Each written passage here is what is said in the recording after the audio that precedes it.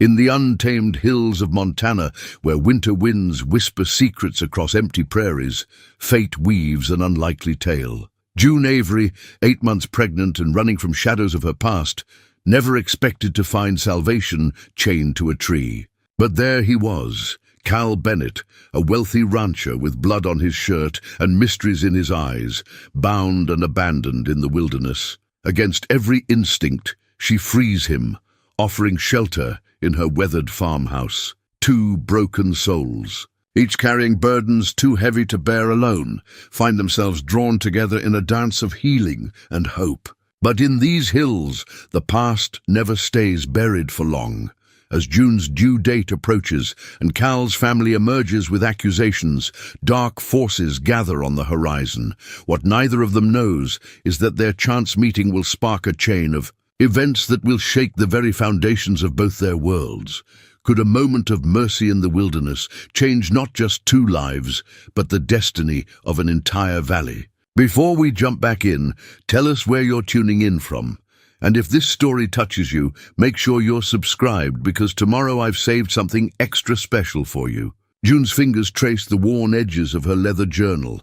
Each scratch and scuff a reminder of another town fled, another close call survived. She settled into the farmhouse's only comfortable chair, a threadbare recliner that smelled of mothballs and forgotten memories, and opened to the latest entry, Ironwood Valley, Montana. Remote enough, maybe here. Through the window, morning light painted the frost-covered fields in shades of amber and gold. At 8 months pregnant, every movement had become a careful negotiation with her changing body. The baby stirred, a gentle reminder of why she couldn't stop running, not yet. The house groaned around her, its wooden bones adjusting to the morning cold. She'd found it through a newspaper ad 3 days ago. Caretaker needed, remote property, immediate occupancy, no questions asked. The owner, an elderly woman in a nursing home states away, had accepted June's first month's rent in cash without hesitation. Opening the journal to its first page, where a pressed wildflower marked the day everything changed, June let herself remember. Daniel's last words still rang in her ears. "You think you can hide my child from me?" His face had been twisted with the same rage that had sent her to the emergency room twice before. That night, she'd waited until he passed out, packed a single bag, and disappeared into the darkness. The baby kicked again, stronger this time. "I know, little one," she whispered, resting her hand on her swollen belly. "We're safer here." But even as she said it, her eyes drifted to the loaded revolver on the kitchen counter, a parting gift from the last shelter's security guard. "Just in case," the woman had said, showing June how to handle it with steady, practiced hands. From her chair, June could see most of the 100-acre property. The neglected barn leaned against the morning sky like a tired sentinel. Beyond it, dense pine forest stretched towards snow-capped mountains. The nearest neighbor was 5 miles away, the closest town 15. Perfect for someone who needed to disappear. She picked up her pen, adding to today's entry. "The silence here is different. Not the hollow quiet of empty motel rooms or the watchful hush of shelters. This silence feels alive, like the land itself is keeping our secrets." Between the journal's pages lay carefully researched escape routes, lists of women's shelters, and phone numbers memorized, then burned. She'd learned to plan methodically, to trust no one completely, to keep moving. But now in this remote valley, where winter was already tightening its grip, she had to stop. The baby was coming, and she needed time to prepare, to find some semblance of stability. Her doctor's words from 6 months ago echoed in her mind. "The stress isn't good for either of you." Easy to say when you're not the one looking over your shoulder at every turn. June had chosen this child over everything, her teaching career, her friends, the life she'd built. She wouldn't let Daniel's rage poison another generation. A branch snapped in the distant forest, making her freeze. Probably just deer. She'd seen a whole herd yesterday. But her hand moved instinctively to her belly, an ancient gesture of protection. The baby settled as if sensing her tension. June closed the journal, tucking it into its hiding place behind the loose baseboard under her bed. The morning stretched ahead, empty of everything except possibility and fear. She had work to do. The farmhouse needed cleaning, supplies needed organizing, and somewhere in the barn she hoped to find the tools to fix the creaking front door. She pushed herself up from the chair, one hand supporting her back. "Just us now, little one," she murmured to her unborn child, "and that's all we need." But even as she said it, something tugged at her awareness, a feeling she couldn't name, like the land itself was holding its breath, waiting for something to change. Outside, snow began to fall, soft and steady, covering her tire tracks on the long driveway. Nature itself conspiring to hide her presence, at least for now. June squared her shoulders and headed toward the kitchen. She'd survived this long by staying alert, staying prepared. Whatever this valley held for her and her child, she would face it with the same quiet strength that had brought her this far. The journal lay hidden in its new place, carrying her story, her fears, her hopes, and maybe, just maybe, the beginning of something new. The gunshots shattered the morning stillness like glass breaking. June dropped the feed bucket she'd been carrying to the barn, her heart hammering against her ribs. 2 more shots echoed. Across the valley, closer this time, followed by the distant rumble of vehicles. Her first instinct was to run back to the house, grab her go-bag, and disappear. But something made her hesitate. The sounds weren't coming from the road. They came from deep within the forest, where no vehicles should be. The smart choice would be to ignore it. Yet she found herself moving toward the tree line. The baby, shifting restlessly inside her, as if sharing her unease. The morning fog clung to the ground like a secret, and the frozen grass crunched beneath her boots. That's when she saw him. He was secured to a massive pine with heavy chains. His head slumped forward. Blood had frozen in dark patches on his expensive shirt, and his breath came out in ragged white clouds. At his feet lay a man's gold watch, its face shattered, hands frozen at 3:47. June's instincts warred with each other. The man could be dangerous. Everything about this screamed danger. But she couldn't leave someone to freeze to death, not even to protect herself. She'd seen too much cruelty in the world lately to add to it now. "Hey," she called softly, staying back. "Can you hear me?" He lifted his head slowly, and June caught her breath. Despite the bruises and blood, his face held a quiet dignity. His eyes, clear and alert, studied her with equal parts desperation and resignation. "Ma'am," he managed, his voice rough but cultured, "you need to leave. Now. They might come back." June picked up the broken watch. The inscription on the back read, "To Calvin Bennett III. May you always find your way home. Love, Father." The weight of it felt significant in her hand, like holding a piece of someone's history. "Mr. Bennett," she said, noting how he flinched at the name, "I'm going to help you, but I need to know, are you dangerous?" A bitter laugh escaped him. "To whom?" "The people who did this are my own flesh and blood. Family business," he added, seeing her confusion, "though we seem to have different definitions of how to handle disagreements." More vehicles rumbled in the distance. Cal's eyes widened. "Please," he whispered, "either help me or go. But decide quickly." June studied him for a long moment. She knew about family betrayal, about trust broken by those who should have protected you. The baby kicked hard, as if voting on the decision. She found the chain's weak point where it met the padlock. "I have bolt cutters in the barn," she said. "Can you walk if I free you?" "Yes." His eyes held hers. "But you should know. Helping me could be dangerous. These people, they don't give up easily." June thought of her own pursuer, of Daniel's relentless determination. "I'm familiar with that type," she said, her hand moving instinctively to her belly. "Wait here." His laugh was genuine this time, if pained. "Not going anywhere, ma'am." When she returned with the bolt cutters, his eyes fixed on her pregnant form with new understanding. "You're risking a lot," he said quietly, as she worked on the chains. "Why?" The padlock finally gave way with a sharp crack. "Because," June said, helping him stand.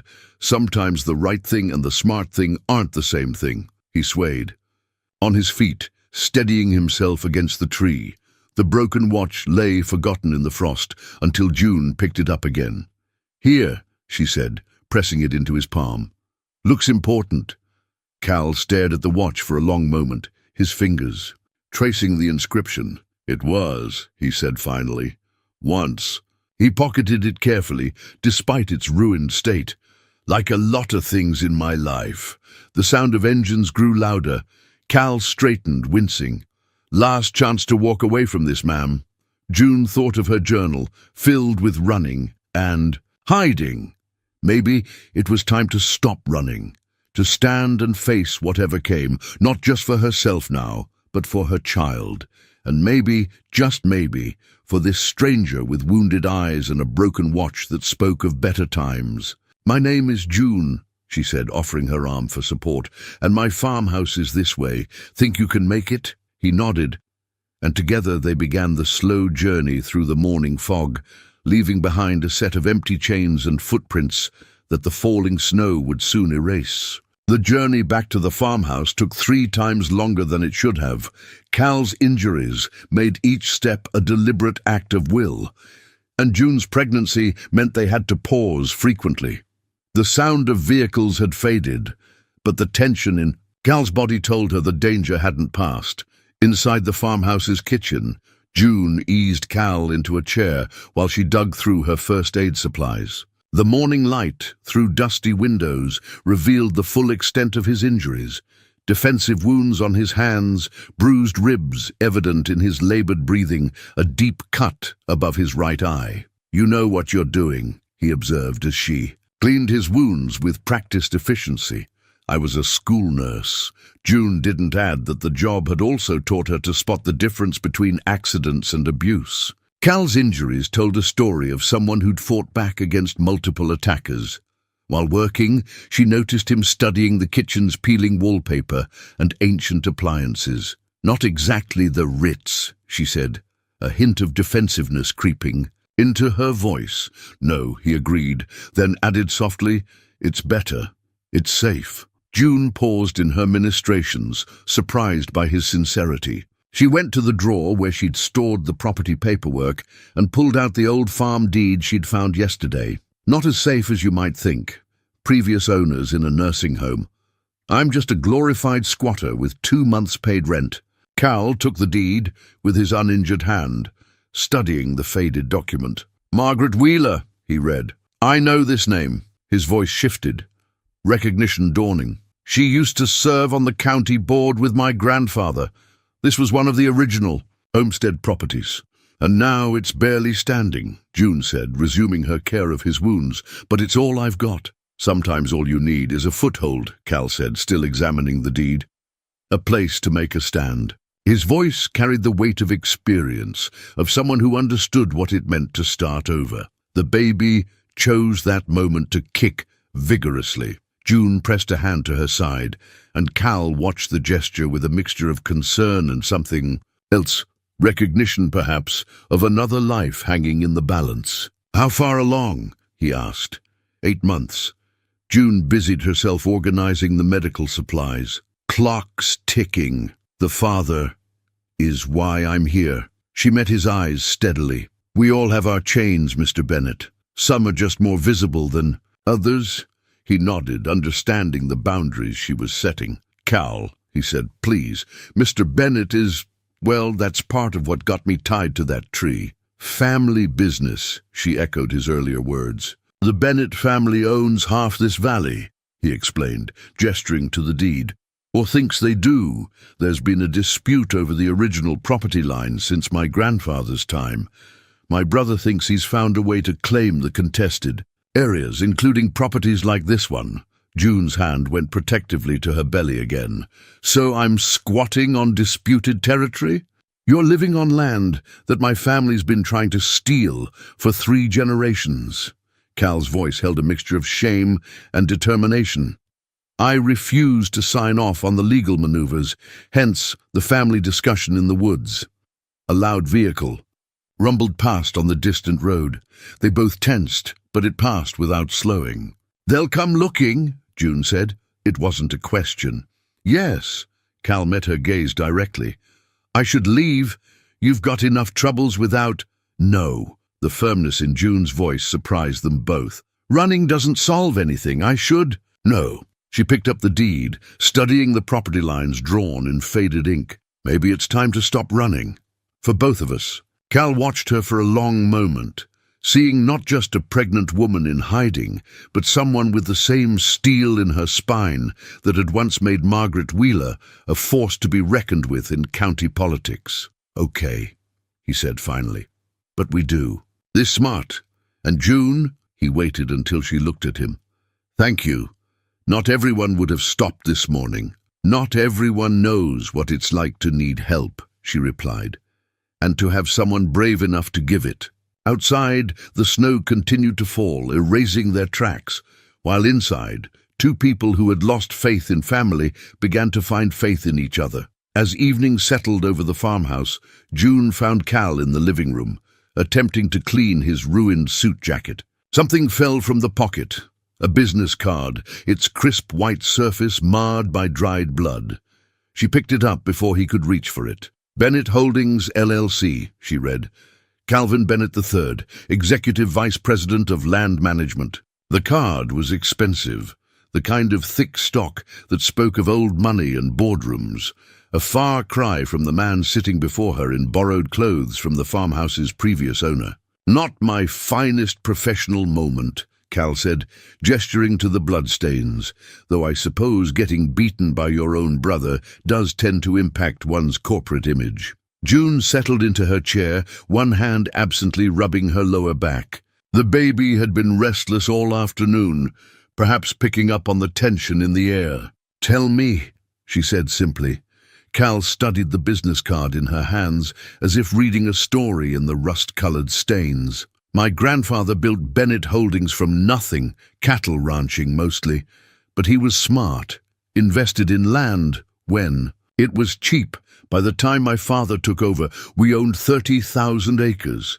He winced as he shifted position, his ribs still tender. Dad expanded everything. More land, more cattle, more investments. But he was fair about it. Legitimate. When he died last month, my brother James took control and decided to be less legitimate," June supplied. "James found old surveys, property documents that had been modified. With them he could claim another 15,000 acres, small holdings, family farms, places where people couldn't afford to fight back." June thought of the deed in the kitchen drawer, of Margaret Wheeler, who'd served on the county board and now couldn't even remember her own name. "So you stood up to him?" "I tried to stop it legally first. Threatened to go to the authorities." Cal laughed without humor. "James decided a family intervention was needed. Him and two of our cousins took me up to the woods for a discussion about family loyalty." The business card in June's hands suddenly felt heavier, weighted with violence and betrayal. She thought of her own family, parents who'd blamed her, were provoking Daniel, who'd urged her to try harder even after the second hospital visit. "Family loyalty," she said bitterly, "seems to only go one way sometimes." Cal caught something in her tone, a shared understanding of betrayal. "Your family? They didn't help? They chose their version of reality over mine. It was easier to believe I was exaggerating, that I was too sensitive." June's hand moved protectively to her belly, "until I couldn't hide this anymore. Then it became about working things out for the baby's sake." "And Daniel?" Cal asked carefully, convinced everyone he'd changed, that the baby made him want to be better. June's voice was steady, but her hands trembled slightly. "I almost believed it myself, until I found him researching ways to get sole custody once. The baby was born. He had it all planned, how he'd prove me an unfit mother, how no judge would believe." She stopped, surprised at how much she'd revealed. Cal reached over and gently took the blood-stained card from her hands. "Some people," he said quietly, "think ownership means they can destroy what they claim to love." Their eyes met in the fading light, recognition flowing between them. Here was someone else who understood how family could become a cage, how love could be twisted into control. "James will come looking," Cal said, tearing the business card in half. "Once he realizes the chains didn't hold. And Daniel will never stop searching," June finished. "I know." Cal leaned forward, his face grave. "I can leave, draw them away from here. You've got enough to deal with without—" "No." June's voice was firm. "Running splits us up, makes us easier targets." She gestured to the torn card. "They expect us to be alone, vulnerable, and we're not? Not anymore." June met his gaze steadily. "Unless you want to be." Cal studied her for a long moment, seeing the strength beneath her vulnerability, the steel core that had kept her moving forward. He thought of the morning, of her choice to help a stranger despite every reason not to. "No," he said finally. "I don't want to be alone. But this gets worse before it gets better. Are you sure?" "I'm sure," she said. "Sometimes standing your ground is the only way forward." Outside, the wind picked up, rattling the old windows. But inside, something else was building, a quiet strength born of shared understanding and the first fragile threads of trust. The next morning arrived with bitter cold and unexpected clarity. June found Cal at the kitchen table, his attention fixed on the local newspaper she'd picked up yesterday. His face had the tight look of someone reading their own obituary. "Bennett. Heir missing," the headline declared. "Local ranch empire in turmoil." Below was a photo of Cal from happier times, straight-backed in an expensive suit, wearing the confident smile of old money and assured destiny. "They work fast," he said without looking up. "James is controlling the narrative." His finger traced a quoted statement. "We're deeply concerned about Cal's recent erratic behavior. The stress of our father's passing has affected him profoundly." June set a cup of coffee before him, made from the last of Margaret Wheeler's stored supplies. "Setting up a mental health defense?" "More like laying groundwork for power of attorney." Cal's laugh was harsh. "Nothing says family love like having your brother declared incompetent." She eased herself into the chair opposite him, her own coffee warming her hands. The morning sun caught the silver threads in Cal's dark hair, and June found herself noticing how his borrowed flannel shirt suited him better than the suit in the newspaper photo. "There's more," he said, turning the page. "Property notices. James is moving ahead with the land claims." He pushed the paper toward her, pointing to a column of legal notices. "He's filing liens against every disputed property, including this one." June scanned the dense legal text, her heart sinking. "Can he do that? Not legally. But he's counting on people not having the resources to fight back." Cal's hands clenched around his coffee cup. "The court dates are set for next month. Right around your due date, I'm guessing." Their eyes met across the table, understanding, passing between them. James hadn't known about June when he'd chosen the timing, but he couldn't have picked a more vulnerable moment if he'd tried. "I should be scared," June said, surprising herself with her calm. But after Daniel, she rested one hand on her belly, feeling the baby's morning stretches. Fear starts to feel like an old habit you can break. Cal watched the gentle motion of her hand, something softening in his expression. "You're the strongest person I've ever met," he said quietly. "You know that?" says the man who got beaten half to death and still wouldn't back down. But June felt warmth rise in her cheeks that had nothing to do with coffee, different kind of strength. Cal reached across the table, hesitated, then carefully laid his hand over hers, where it rested by the newspaper. His touch was warm, steadying. "You chose to help a stranger when you had every reason not to trust when trust had only ever hurt you." June looked at their joined hands, feeling the calluses on his palm that spoke of real work despite his corporate title. "Maybe," she said softly, "some things are worth the risk." The moment stretched between them, delicate as spider silk. Then the baby kicked against their hands, making them both jump, then laugh. Cal withdrew his hand slowly, as if reluctant to break the connection. "We need supplies," he said, all business again, but his eyes held a new warmth. "Food, primarily, and I need to make some discreet calls, see who's still loyal to Dad's way of doing things. June nodded, forcing herself to focus on practicalities. I can go into town. I'm not in any photos, and no one here knows me. It's not safe. Nowhere is safe. She cut him off gently. And a pregnant woman buying groceries draws less attention than a man matching the description in this. She tapped the newspaper photo. Cal studied her for a long moment, then reached into the pocket of his borrowed shirt and pulled out his wallet. Take this, please. There's a separate account from Dad. Emergency funds. James doesn't know about it. She accepted the wallet, understanding this was about more than money. It was trust, freely given, partnership in whatever was coming. Be careful, he said as she gathered her coat. And June? She turned back, caught by something in his voice. Come back. The words carried weight, not an order, but a request, a hope. She thought of her journal upstairs, filled with stories of running away. Maybe it was time to write about running towards something instead. I will, she promised. And for the first time in months, June stepped out into the morning light without looking over her shoulder, feeling the strange warmth of having someone to return to. June's trip to town had gone smoothly until she checked the post office box she'd set up under a false name. Among the junk mail lay a cream-colored envelope that made her blood run cold. She waited until she was back at the farmhouse, groceries stored, and Cal occupied with making phone calls from the barn's old landline. Before opening it, the letter. Inside was brief, written in Daniel's precise handwriting.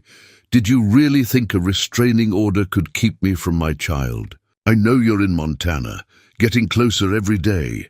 When I find you, and I will find you, we're going to be a proper family, whether you like it or not. June's hands shook as she tried to crumple the letter, but Cal's quiet voice from the doorway stopped her. Don't destroy evidence. She hadn't heard him return. He stood in the kitchen entrance, his face grim. How long has he been sending these? This is the first since Idaho. June smoothed the letter on the table, her fingertips tracing the indentations of Daniel's angry pen strokes. He's usually more careful about leaving paper trails. This means he's getting desperate. Desperate people make mistakes, Cal offered. Pulling out a chair beside her, they also get dangerous. June remembered the last time she'd seen that desperate look in Daniel's eyes. She'd ended up with 3 cracked ribs and a decision to disappear. Cal picked up the letter, studying it, with the eye of someone used to evaluating threats. The postmark's from Billings. He's working his way west. He hesitated, then added, my contacts in the sheriff's department, the ones still loyal to my father, they've been hearing rumors. A man asking questions in small towns, showing your picture, your brother's people. No, the description matches your ex. Cal's hand found hers under the table, a gesture becoming familiar. James is many things, but he's not aligned with Daniel. Small mercy. June squeezed his fingers, drawing strength from the contact. How did your calls go? Mixed news. Dad's. Old foreman Mike Reynolds, he's willing to testify about James's creative landscaping, moving property markers, altering fence lines. But most people are scared.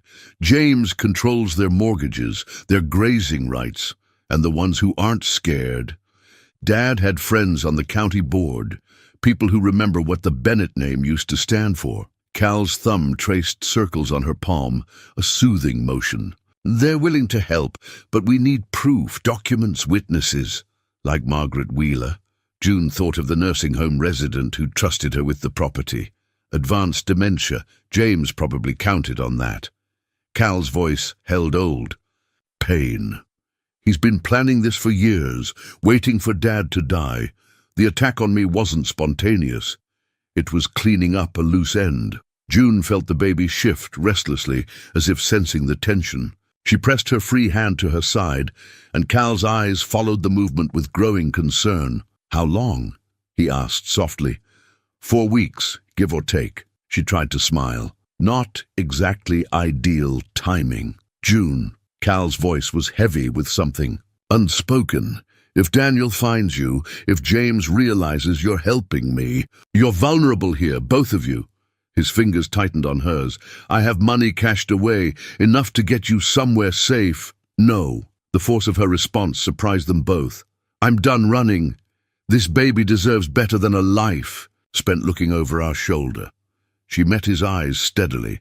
"And so do you." Cal stared at their joined hands, at the crumpled letter between them. "I can't ask you to fight my battles." "You didn't ask. I chose." June's free hand covered his. "Just like you chose to fight for what's right, even when it cost you everything." Something shifted in Cal's expression. Wonder, perhaps, or recognition of a kindred spirit. "We'll need help," he said finally. "People we can trust, like Mike Reynolds and others. Dad's old lawyer, maybe. People who remember when the Bennett name meant something more than profit margins." His voice strengthened with purpose.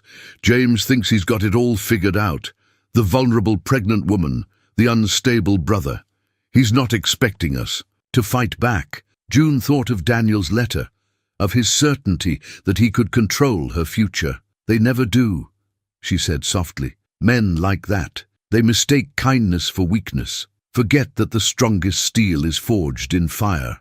Cal's eyes held hers, and in them she saw the same quiet determination that had kept her going through months of running. "Then let's remind them," he said. Outside, storm clouds gathered over the mountains, promising more snow, but inside, surrounded by evidence of shared purpose and growing trust, two people who had lost everything found themselves planning not just survival, but revolution. The attic of the Wheeler farmhouse held decades of dust and secrets.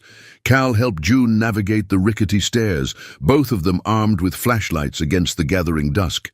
They'd been searching for anything that might help their case when June's beam caught something rolled up behind a stack of boxes. "Look at this," she said, carefully pulling out what proved to be an old survey map, its edges frayed but the details still clear. Cal spread it across a sturdy trunk, his flashlight, revealing boundaries drawn in faded ink across familiar terrain. "This is it," he breathed, fingers tracing the property lines. "The original survey from 1952, before the changes." The map showed the valley divided into clear parcels, each marked with family names now mostly forgotten. Wheeler, Martinez, Dawson, Bennett. "Your grandfather's ranch," June said, pointing to the Bennett holdings. "It's smaller here, about a third of what we claim now." Cal's voice held a mixture of shame and revelation. "James didn't create this problem. He's just the latest to exploit it." June settled onto an old chair, one hand supporting her back.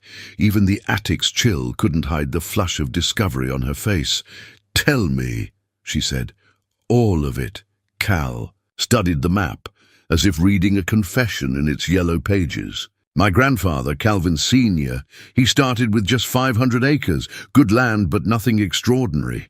Then the drought of '53 hit, banks foreclosed on half the valley, and he bought them out. Some, others." Cal's jaw tightened. The property lines started shifting. Just a fence here, a marker there. People were desperate, focusing on survival. By the time anyone noticed, the Bennett ranch had tripled in size. June's flashlight beam highlighted a notation in the map's corner. Margaret Wheeler's neat handwriting documenting the original boundaries. She knew. They all knew. But grandfather had become powerful by then. County board, bank board, church board. He made sure the new surveys became official. Cal's laugh was bitter. Called it manifest destiny. Said he was just being a good steward of land others couldn't manage. "And your father?" "Inherited an empire built on quicksand. He knew the truth, but he also employed half the valley. Provided loans, helped with medical bills, kept families afloat during bad years, made the theft look like benevolence." June thought of her own father, how he'd justified Daniel's abuse as protection and provision, how power could wear the mask of care. "And you?" "I believed the family myth, until Dad got sick." Cal's voice softened. "He called me to his study one night, showed me the original documents, said he'd tried to make it right through generosity, but it wasn't enough. Made me promise to find a way to balance the scales." The baby kicked, making June shift position. Cal immediately moved to help her stand, his hand lingering on her elbow. "That's why James had you attacked," she said. "You weren't just threatening his plan, you were threatening the whole foundation. The land's worth millions now. James has leveraged everything on acquiring the remaining independent parcels. One signature from me and he gets it all." Cal carefully rolled the map, treating it like the evidence it was. "Without that signature, the whole house of cards falls." June's eyes gleamed in the flashlight's beam. "No wonder he's desperate." Floorboard creaked below, making them both freeze. After a moment, Cal relaxed. "Just the house settling, but we can't stay here much longer. James will figure out this connection eventually." "Margaret Wheeler's property records," June mused. "The ones in the nursing home could prove the original boundaries. But James probably has people watching the facility." June smiled, her hand resting on her belly. "Nobody looks twice at a pregnant woman visiting the elderly. Especially one with a legitimate rental agreement." "June," Cal's voice held warning and admiration in equal measure. "It's dangerous. Less dangerous than doing nothing." She took the map from him, adding it to their growing collection of evidence. "We have 4 weeks until the court date, until the baby.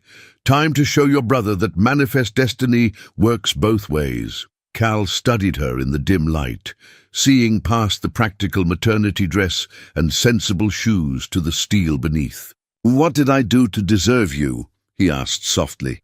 "You got chained to a tree," she replied, but her eyes held the same wonder as his. "Come on.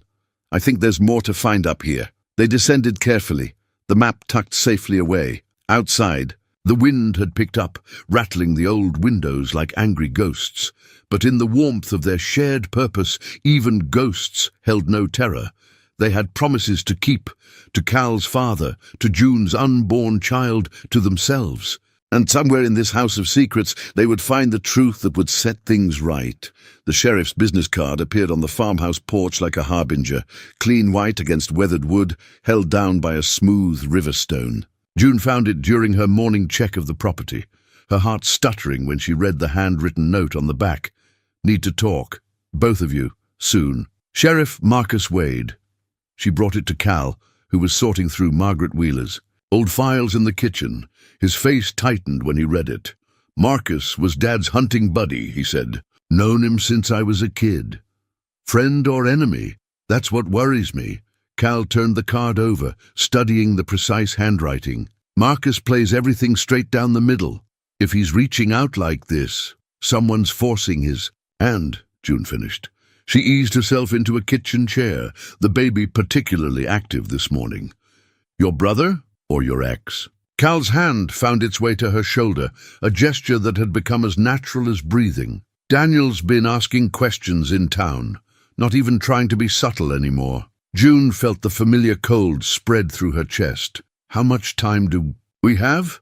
"Not much." Cal pulled out his phone, a prepaid burner they'd bought for emergencies. "Let me call Mike Reynolds first, see what he's heard." While Cal stepped onto the porch to make the call, June studied the sheriff's card.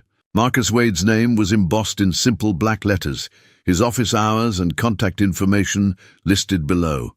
Professional, reliable, the kind of man who'd want to keep the peace, even if it meant disturbing it first. Cal returned looking grimmer than before. "James filed an official missing persons report," he said. "Added a concern about my mental state, given my erratic behavior since Dad's death. Marcus has to investigate now. Can't you just show yourself, prove you're fine, and leave you alone with Daniel circling?" Cal shook his head. "Besides, the moment I surface, James will have me detained for psychiatric evaluation. He's got 2 doctors ready to testify about my breakdown." A vehicle sound reached them. June was already moving toward the window, her body remembering months of vigilance. A police cruiser was making its way up the long drive, taking its time, giving them warning. "Back door," Cal said quietly. "Through the barn. Mike's place isn't." "Far, no." June's voice was firm. "Running makes us look guilty, makes you look unstable." She straightened, one hand resting on her belly. "Let me handle this." "June, I'm just Margaret Wheeler's tenant, remember? Seeking the quiet life before my baby comes? She managed to smile. Besides, who's going to doubt a motherly type who takes in an injured stranger? Cal studied her face, seeing the strength behind her gentle appearance. You're remarkable, he said softly. I'm practical. But she flushed under his gaze. Go upstairs. Be ready, but let me talk to him first. The cruiser was halfway up the drive now. Cal hesitated, then quickly pressed his lips to her forehead. Be careful, he murmured, before disappearing up the stairs. June took a deep breath, settling into the role of innocent bystander. By the time Sheriff Wade's boots hit the porch steps, she was calmly washing breakfast dishes. The knock was steady, unhurried. June dried her hands and opened the door to find a man in his 60s, with kind eyes and wolves' teeth behind them. His badge caught the morning light like a warning. Mrs. Wheeler's tenant, I assume? His voice was gentle, but his eyes missed nothing. Mind if we have a chat? Of course. June stepped back, portraying the perfect blend of confusion and courtesy. Would you like some coffee, Sheriff? The baby has me up early these days. Something flickered in Marcus's eyes. Sympathy, calculation, or both. He followed her to the kitchen, taking in the room's details with practiced ease. His gaze lingered on the 2 coffee cups in the dish drain, the men's work boots by the back door. Quiet place, he said, accepting the fresh cup she poured him. Good spot to disappear for a while. June met his eyes steadily. Sometimes quiet is exactly what's needed. Indeed. Marcus set his cup down, laying his business card on the table beside it. But sometimes quiet places attract troubled souls, people running from things, or to them. The baby kicked, hard enough to make June shift position. Marcus noticed, his expression softening slightly. Interesting times to be taking in strays, he said quietly. In that moment, June knew. Marcus Wade wasn't here as James Bennett's ally or Daniel's tool. He was here as someone who remembered what the Bennett name had once meant, who had hunted and laughed with a better man than James could ever be. He was here to warn them. After Sheriff Wade left, having said both everything and nothing, June found herself drawn to the small box she kept beneath her bed. Inside, wrapped in tissue paper, lay her last ultrasound picture. She hadn't looked at it since fleeing the hospital in Idaho, terrified that Daniel might trace her through medical records. Cal found her sitting on the bed, staring at the grainy image. Without a word, he settled beside her, the mattress dipping under his weight. A girl, June said softly, tracing the curve of the baby's spine with one finger. I found out that day. Daniel had always wanted a son, said daughters were too soft, too weak. She smiled faintly. When the technician told me, I felt like I'd been given a secret weapon. Cal's hand covered hers where it rested on the image. Tell me about that day, he said quietly. The day you left. June closed her eyes, letting the memory surface. Daniel was supposed to be at work, but he came home early.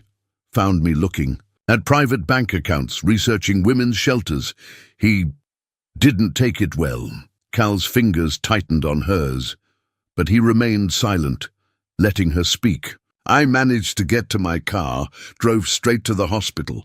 The nurse there, she took one look at me and knew, got me the ultrasound, gave me cash from her own wallet, helped me disappear. June opened her eyes, meeting Cal's steady gaze. Sometimes strangers save you, like you saved me, he said softly. Maybe we saved each other. She tucked the ultrasound picture back into its box. Your turn. Tell me something true. Something you've never told anyone. Cal was quiet for a long moment, his thumb tracing circles on her palm. Dad knew he was dying for months before he told us. He called me to his study one night, just me, showed me proof of everything James had been doing, everything our family had done. Said he'd tried to make it right through charity, but that just made him another kind of thief. He wanted redemption. He wanted his sons to be better men than he was. Cal's voice roughened. James was already gone by then, chasing empire. But Dad looked at me and said, some debts you can't repay with money, son. Some you repay with courage. June shifted closer, drawn by the raw honesty in his voice. That's when you started investigating, started looking into everything. Found evidence of James's plans, the forged documents, the bribes. His laugh was hollow. Should have been more careful. But maybe part of me wanted to be caught, wanted it all in the open finally. The baby kicked, making them both start. Cal's hand moved instinctively to her belly, and this time June didn't pull away. They sat like that, connected by touch and truth, while evening light painted patterns on the worn floorboards. "I'm scared," June admitted, surprising herself. "Not of Daniel or James, but of—" She gestured to her stomach. "Of doing this alone. You're not alone." Cal's voice was fierce. "Whatever happens with James, with the land, you're not alone anymore." June turned to face him fully.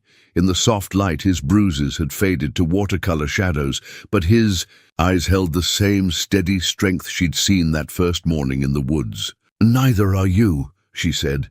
Something shifted between them, delicate as a compass finding true north. Cal's free hand came up to cup her cheek, giving her every chance to pull away.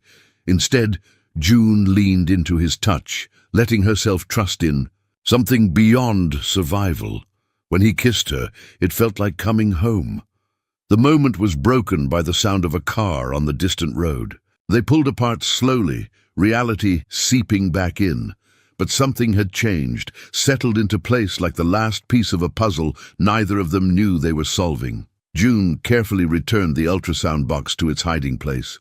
When she straightened, Cal was watching her with a mix of tenderness and determination that made her heart stutter. "We should go through the rest of Margaret's papers," she said, finding her practical voice again. "The sheriff's warning means we're running out of time." Cal nodded but caught her hand as she moved toward the door.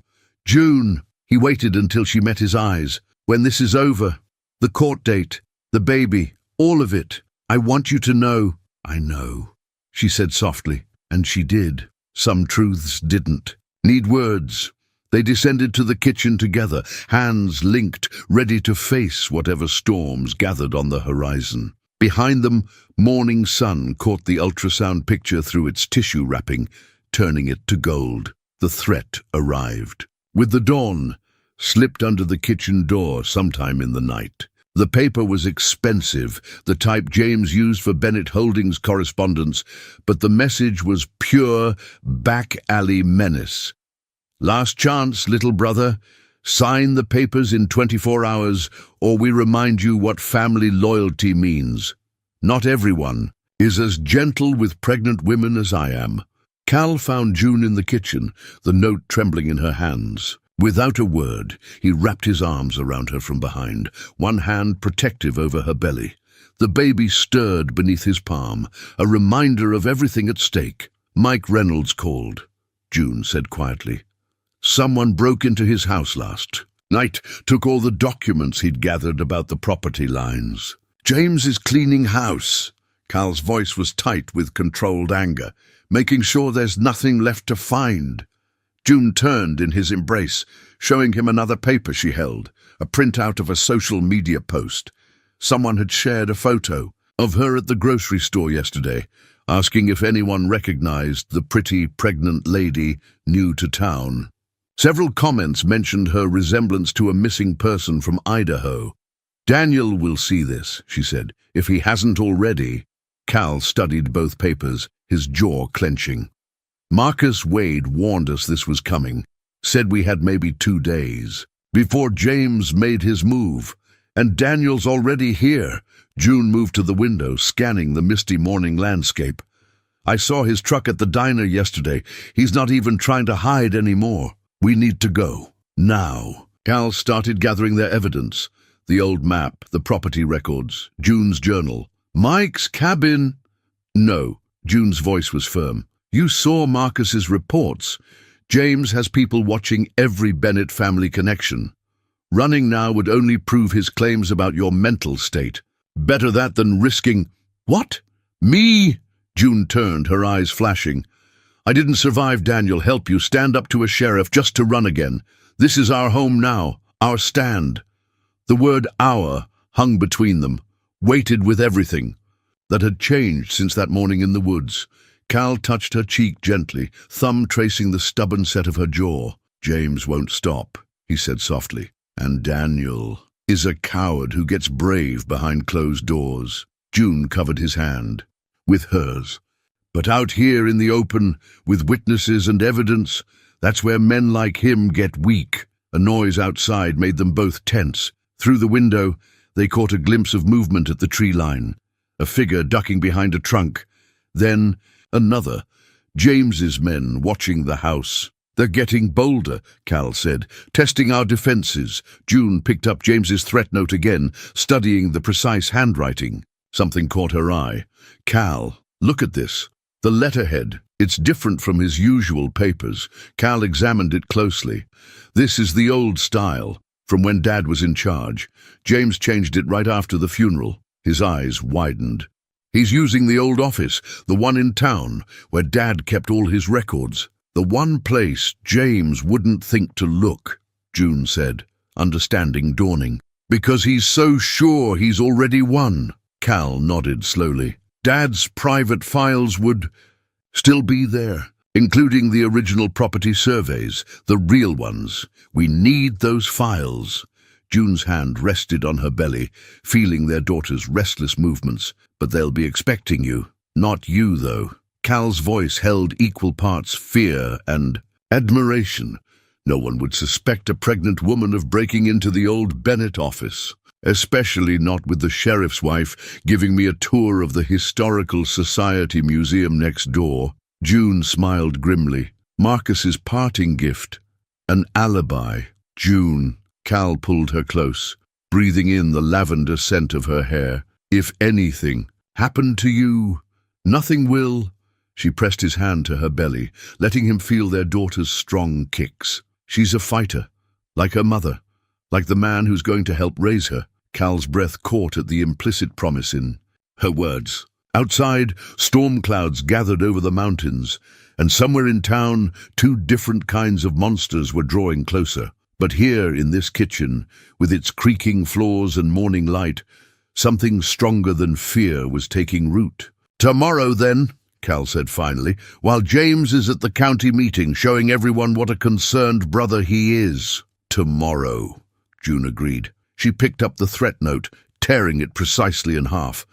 Time to remind them both that some women aren't as soft as they think. The wind picked up outside, rattling the windows like a warning. Or perhaps, June thought, like applause for the storm about to break. The old Bennett office smelled of leather and secrets.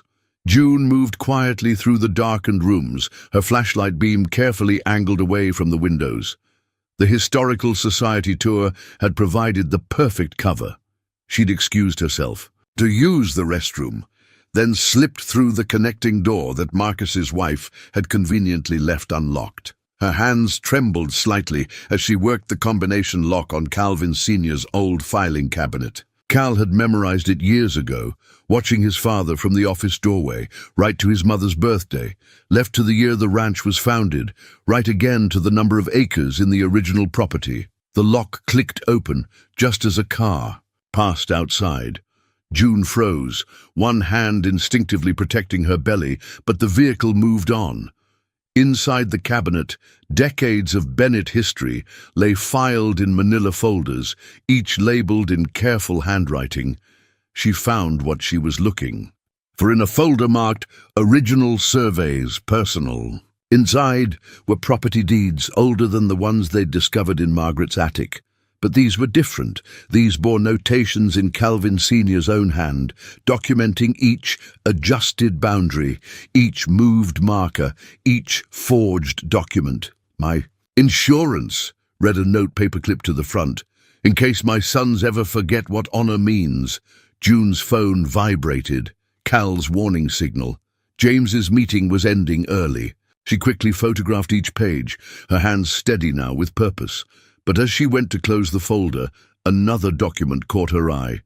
This one was newer, dated just weeks before Cal's father died. It was a revised will, properly notarized, but never filed. In it, Calvin Bennett II had left controlling interest in Bennett Holdings, not to James, but to Cal, with specific instructions about restoring the original property lines and making restitution to affected families. June's heart pounded. This was why James had moved so quickly after his father's death, why he'd needed Cal's signature on the new property deals. Without it, he had no legal right to... A floorboard creaked behind her. "Well," said a familiar voice that turned her blood. "To ice. Isn't this cozy?" Daniel stepped into the beam of her fallen flashlight. He looked exactly as she remembered, handsome in a cruel way, like a statue with sharp edges. Behind him stood James Bennett, his resemblance to Cal twisted by something.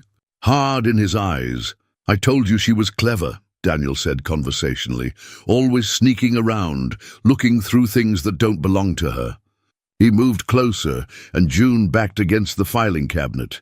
"Just like she sneaked away with my child." "Our agreement was simple," James said, his voice corporate smooth. "You help me find my brother. I help you with your domestic situation." He gestured to June's belly. Fascinating how these things work out. June's mind raced. Cal would be checking the back entrance in exactly 3 minutes. If she could keep them talking. "The will," she said, her voice stronger than she felt. "You knew about it. That's why you had to move so fast." Something flickered in James's expression. "Family businesses require decisive management. Like chaining your brother to a tree, having him declared mentally unfit?" "Cal was always too soft," James sneered. "Just like Dad became at the end. All that nonsense about restitution, about making things right. The only right in business is profit. And the only right in marriage," Daniel added, taking another step forward, "is a husband's authority over his wife and child." June's hand closed around the heavy flashlight. "You're both the same," she said quietly. "Men who mistake cruelty for strength. Who think ownership means—" The baby kicked then, hard enough to make June gasp. Daniel's eyes fixed on her belly with hungry possession. He reached for her, and June swung the flashlight with all her strength, catching him square in the temple. He dropped like a stone. James lunged forward, but June had already slammed the filing cabinet drawer into his midsection. She snatched the folder and ran, her practical shoes silent on the old floorboards. Cal met her at the back door, taking in her wild eyes, and the folder clutched to her chest. Behind them, shouting erupted from the office. "June, drive!" she gasped, climbing into his truck. "I've got what we need, all of it." They peeled away just as Daniel staggered to the office door, blood streaming from his temple. In the rear view mirror, June saw James pulling out his phone, probably calling the sheriff, but she smiled, feeling the folder secure against her chest, her daughter doing victory dances in her belly. Let them call Marcus. The truth was finally coming to light, and not even the combined forces of Daniel's rage and James's money could stop it now. "You're bleeding," Cal said, noticing a cut on her arm. "Just a scratch." June caught his worried glance. "But Cal, I think your father would have been proud of us today." His hand found hers as they sped toward the farmhouse, where Sheriff Wade and Mike Reynolds would be waiting. Behind them, storm clouds finally broke, washing the streets. Clean. The first contraction hit as they pulled into the farmhouse driveway. June clutched the stolen folder tighter, trying to breathe through the sudden pain. The hospital bracelet from her last checkup, still around her wrist, caught the afternoon light. Avery, June. High-risk pregnancy. 36 weeks. "No," she whispered. "Not now." Cal was already out of the truck, hurrying to her side. "June?" "Just stress," she managed, but another contraction gripped her. "The baby, she's too early." Sheriff Wade's cruiser appeared at the end of the drive, lights flashing. Behind it came Mike Reynolds' truck, then 2 more vehicles June didn't recognize. But Cal's attention was fixed entirely on her. "Hospital," he said firmly, reaching for... "No." June clutched the folder. "James will have people there. We need to get these documents to Marcus first. Need to..." She broke off, gasping. "To hell with the documents." Cal's voice was fierce. "You and the baby matter more." Marcus Wade approached quickly, taking in the situation. "James just called." "It in," he said. "Claims Cal assaulted him at the office, kidnapped his unstable brother's pregnant wife." His eyes fell to June's hospital bracelet. "But that's not our biggest problem right now, is it?" June shook her head, tears threatening. Everything was falling apart. They were so close to exposing the truth, to ending both James's and Daniel's threats forever. She couldn't fail now. The will, she managed between breaths. Calvin's real will. "It's all here. James never had the right." "Give me the folder," Marcus said gently. "Mike and I will handle it. You need medical care." Another contraction, stronger this time. Cal's arms steadied her as her knees buckled. Through the haze of pain, she saw more vehicles approaching, James's corporate security, no doubt, coming to contain the situation. "They're coming," she gasped. "Cal, I need to get you to the hospital." His voice brooked no argument. "Marcus," the sheriff nodded. "Take the back roads. I'll deal with James." He produced a set of papers from his jacket. "Already got a judge's order backing us up. Found some interesting things in the county records." This morning, June tried to focus as Cal helped her into Marcus's personal vehicle, less conspicuous than his cruiser. Her hospital bracelet caught on his sleeve, and the sight of it triggered another memory. Her last doctor's warning about stress and early labor. Mike Reynolds appeared at the window. "Go," he said. "We've got enough here to keep James busy. And that ex of yours just got picked up for assault at the Bennett office. He'll be cooling his heels in county lockup." Relief warred with pain as Cal pulled away, taking the old logging road toward the hospital. June clung to his hand between contractions, watching their defenders grow smaller in the mirror. Marcus directing his deputies, Mike gathering witnesses, the farmhouse standing quiet witness to the coming storm. "I'm sorry," she whispered. "The timing is perfect." Cal's voice was warm with conviction. "You got us everything we need. Now let me take care of you, both of you." She looked down at her hospital bracelet, its warning about her high-risk status, suddenly seeming less like a threat and more like a promise. That she was known, that she would be protected, that this time she wouldn't face the pain alone. Through the windshield, she could see James's vehicles arriving at the farmhouse, could imagine his rage at finding Marcus waiting with legal documents instead of a vulnerable woman to threaten. Daniel was safely contained. James was about to learn what real justice felt like, and she was finally choosing to let someone else be strong. Another contraction took her, but Cal's steady presence made it bearable. The hospital bracelet, pressed against her skin like a reminder, she wasn't running anymore, wasn't hiding. She was heading toward something instead of away from it. "Cal?" She squeezed his hand as the pain eased. "When you said about taking care of us, I meant it." His eyes met hers briefly, full of certainty. "All of it, if you'll have me." Behind them, storm clouds gathered over the valley. But ahead, breaking through the darkness, a single shaft of sunlight illuminated the hospital on the hill. June touched her bracelet, feeling their daughter move beneath her heart. "We'll have you," she said softly, and for the first time since. She'd fled Daniel in the night. The future felt not just safe, but bright with promise. Cal's hand tightened on hers as they drove toward that promise, leaving the gathering storm behind. The police report lay open on June's hospital bed, its official language transforming their morning's chaos into cold facts. Suspect Daniel Reeves apprehended at Bennett Holdings' office, charged with breaking and entering, assault, violation of restraining order.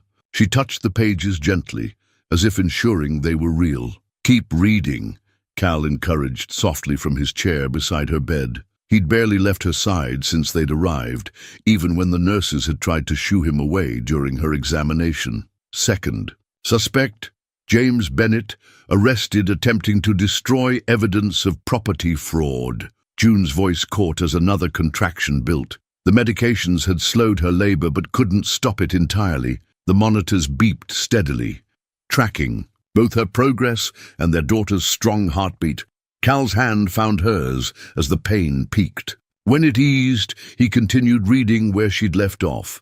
Documents recovered from Calvin Bennett II's private office provide evidence of systematic land fraud dating back to 1953, with recent attempts by James Bennett to continue and expand. These practices, your father would be proud, June said, watching Cal's face as he read.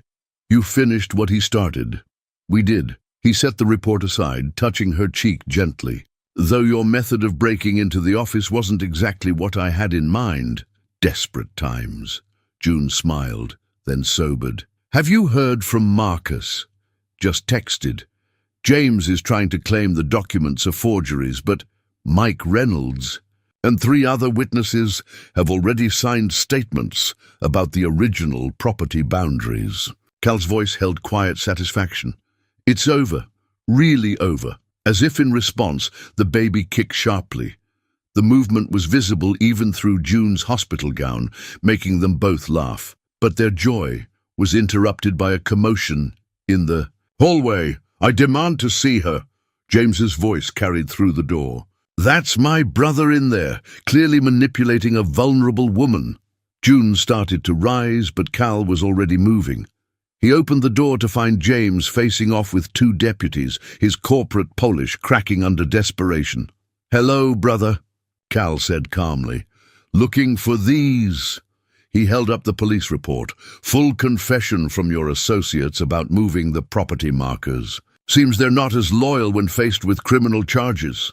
James's face contorted. You have no idea what you've done. The loans, the investments, everything tied to those properties will be sorted out legally, came Marcus Wade's steady voice as he approached down the hall, along with restitution to the families affected. He nodded to June through the doorway. How you holding up? Better now. She managed a smile, especially knowing Daniel's in custody. Oh, he's not going anywhere, Marcus assured her. Between violating the restraining order and attacking you at the office. Let's just say he'll have plenty of time to think about his choices. James made one last attempt. Cal, be reasonable. We can still fix this. The family name will mean something honest again. Cal finished. He turned his back on his brother, returning to June's side as Marcus and his deputies led James away. The police report lay between them on the bed, its pages documenting the end of decades of deception. June touched the section detailing Daniel's arrest, feeling the last weight lift from her shoulders. I never thought, she said softly, that it would end like this, with truth winning out. Truth, Cal said, and courage. He picked up the report, folding it carefully. And love. The word hung in the air between them, simple and profound. June felt tears threatening, from relief, from hormones, from the overwhelming rightness of this moment. Another contraction gripped her, stronger than before. The monitor's beeping increased as their daughter's heartbeat accelerated in response. The nurse hurried in, checking readings. No more holding her back, she announced. This little one's ready to meet her family. Family. The word echoed in June's heart as Cal took her hand, his eyes full of something that looked remarkably like forever. I'm staying, he said, not to the nurse but to June. Not just for the birth, she understood, but for everything after. Good, June managed between breaths. Because I'm done running. The police report sat on the bedside table. Proof that sometimes justice prevails, that sometimes love wins over power, that sometimes home isn't a place, but a truth you fight to protect. Outside the window, the storm that had been gathering all day finally broke. But inside, surrounded by beeping monitors and medical efficiency and Cal's unwavering presence, June felt only peace. Their daughter was coming into a world where her father's rage couldn't reach her, where corrupt men faced consequences, where love meant protection instead of possession. She squeezed Cal's hand as the next contraction built. Ready? His answer was for more than just this moment. With you? Always. The birth certificate lay pristine on the hospital table, waiting to be filled out. June stared at its blank spaces through eyes heavy with exhaustion and wonder, particularly the line marked father's name. After 14 hours of labor, their daughter had arrived just as dawn broke over the mountains, her fierce cry echoing all the strength and determination that had brought them to this moment. "Sarah Margaret," she said softly, testing the name they'd chosen. Sarah for Cal's mother, Margaret for the woman whose home had given them sanctuary. Their daughter slept peacefully in Cal's arms, her tiny hand wrapped around his finger with surprising strength. "It suits her," Cal said, his voice rough with emotion. He hadn't left June's side through the entire labor, bearing her grip during contractions, whispering encouragement, sharing strength just as they had through everything else. June touched the birth certificate's empty spaces. "Cal, are you sure about this? Legally, I mean." He knew what she was asking. By signing as the father, he would be claiming Sarah as his own in every way that mattered. A lifetime commitment made in the space of a few pen strokes.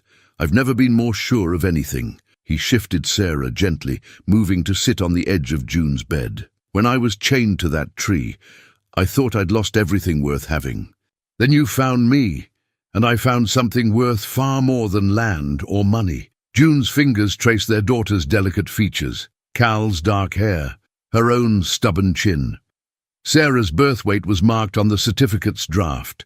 6 pounds, 4 ounces of pure miracle. A knock at the door preceded Marcus Wade's entrance. The sheriff carried a small box and wore a smile that suggested good news.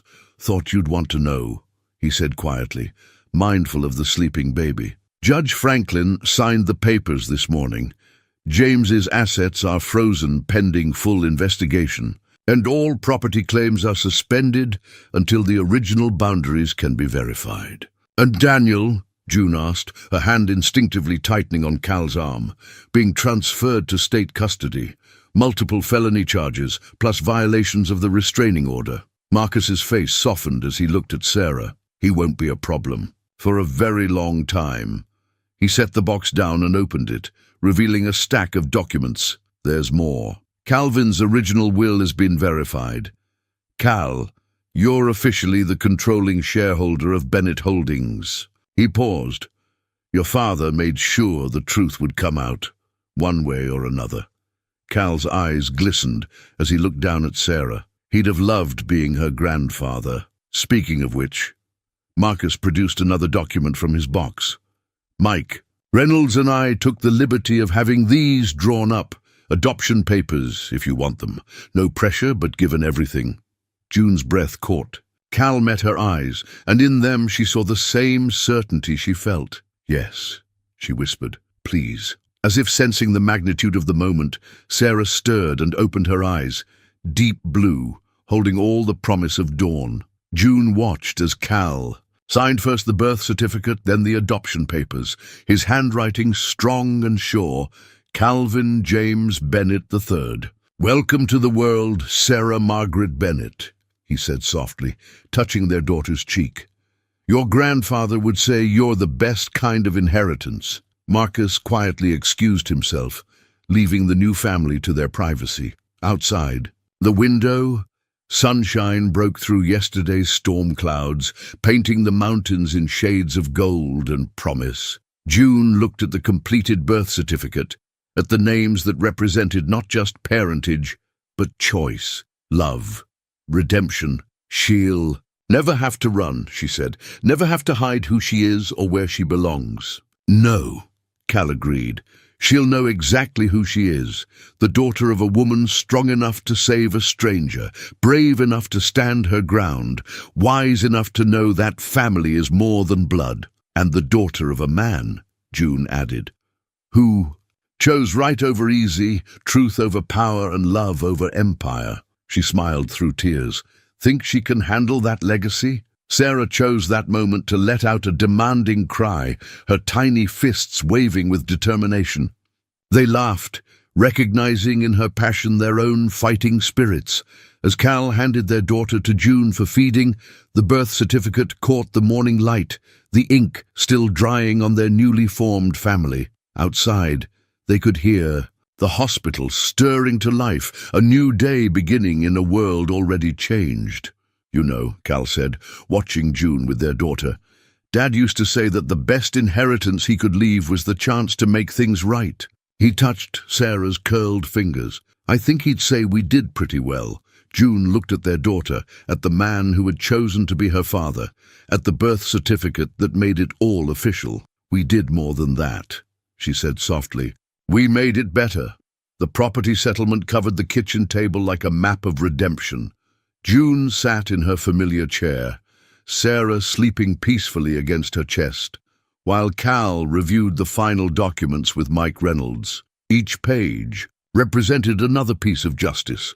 Land returned, boundaries restored, 3 generations of wrongs finally set right. Margaret Wheeler's family gets the farmhouse and original acreage back, Mike explained, pointing to a section of the agreement.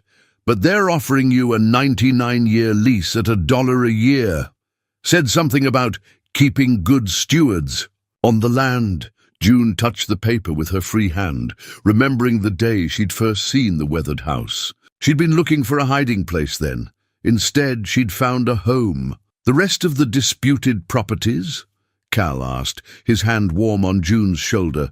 Being returned to the original families or their heirs, with compensation for lost income. Mike smiled. Your father's emergency account is being put to good use there. James's creative accounting actually helped, gave us a clear paper trail of exactly what was owed. Sarah stirred, making small, snuffling noises that June had already learned meant hunger approaching. The sound drew Mike's attention to the baby, his weathered face softening. You know, he said, I remember when your father first started talking. About making things right, Cal.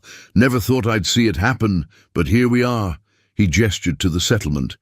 And all because a pregnant woman stopped to help a stranger. Speaking of strangers, Cal said, any word on Daniel's sentencing? 20 years minimum. Mike's voice held satisfaction. Turns out, attacking a pregnant woman in front of witnesses was just the start. Police found evidence of other crimes once they started digging. He won't be troubling your family again. Family. The word settled around them like a warm blanket. June looked up at Cal, seeing in his eyes the same gratitude she felt. 7 weeks ago, they'd both been alone, running from different kinds of monsters.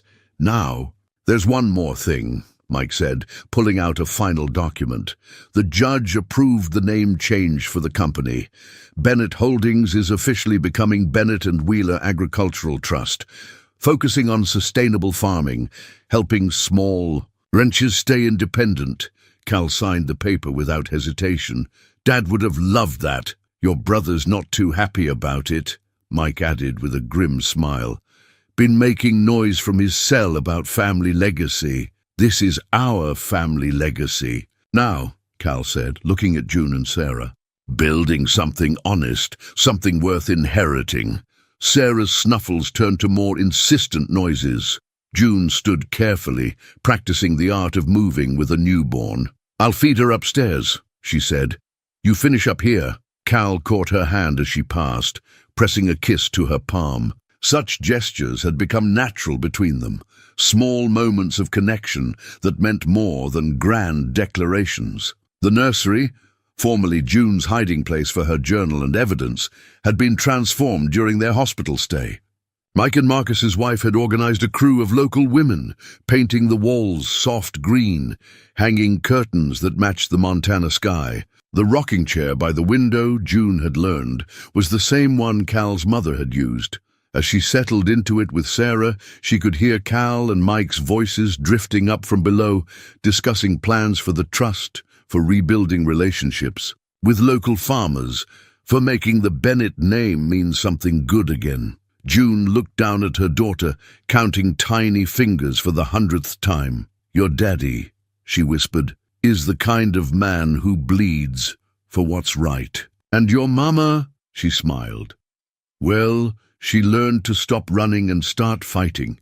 You come from strong stock, little one. The property settlement would be filed tomorrow, making official what they already knew in their hearts. This was home. Not just the house, but the land itself, the community that had helped them stand against injustice, the legacy they were building together. Sarah's eyes drifted closed as she nursed. one hand curled possessively around June's finger. From downstairs came the sound of Mike leaving, then Cal's steady tread on the stairs. He appeared in the doorway, leaning against the frame with a look of quiet wonder that hadn't faded since Sarah's birth. "Everything settled?" June asked softly. "Everything." "That matters."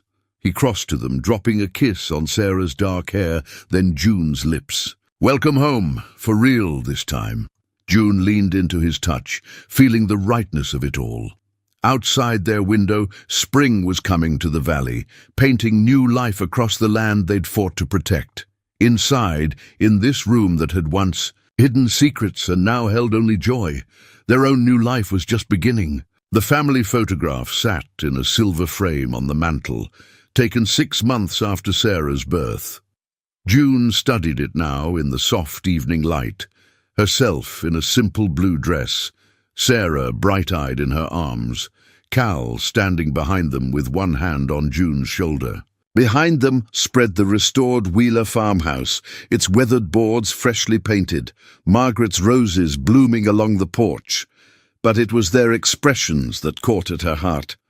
The quiet joy, the certainty, the sense of belonging that seemed to radiate from the image, so different from the formal Bennett family portraits that had once hung in the corporate offices. "Penny, for your thoughts?" Cal's voice came from the doorway.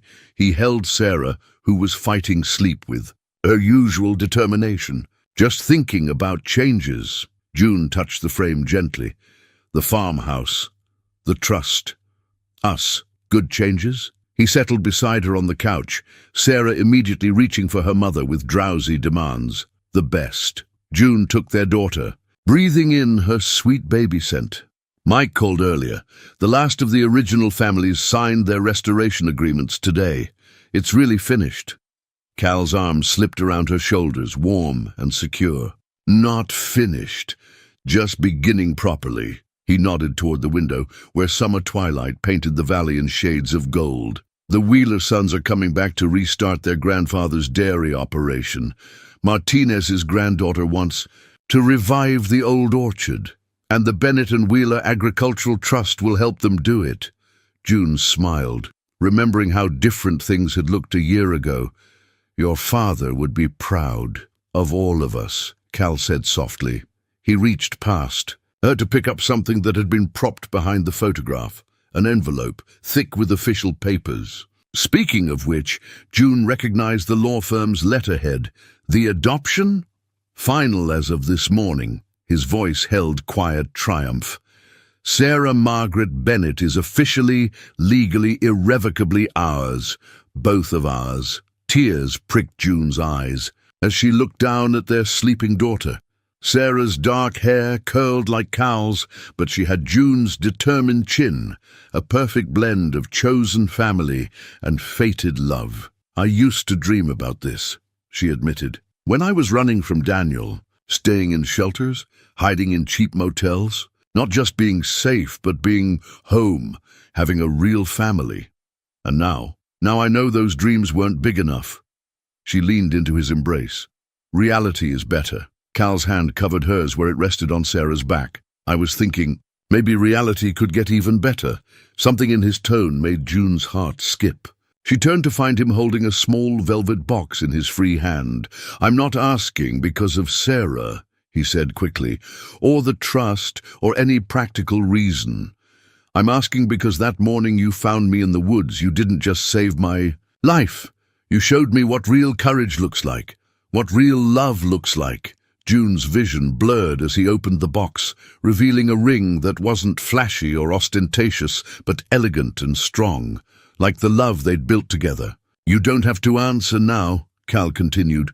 "I know with everything that happened with Daniel." "Yes," June cut him off softly. "My answer is yes." His smile could have lit the valley. As he slipped the ring onto her finger, Sarah stirred. Between them, blinking up with perfect timing. "See that, little one?" Cal's voice was rough with emotion. "Mama's making an honest man of me." June laughed through her tears.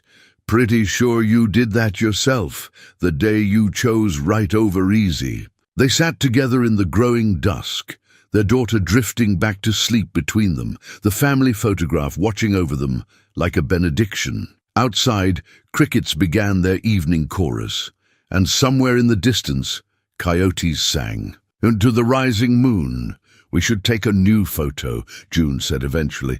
"Once it's official, add it next to this one. Start our own wall of family portraits." Cal's voice held gentle amusement. "Less formal than the old Bennett ones? More truthful," June corrected.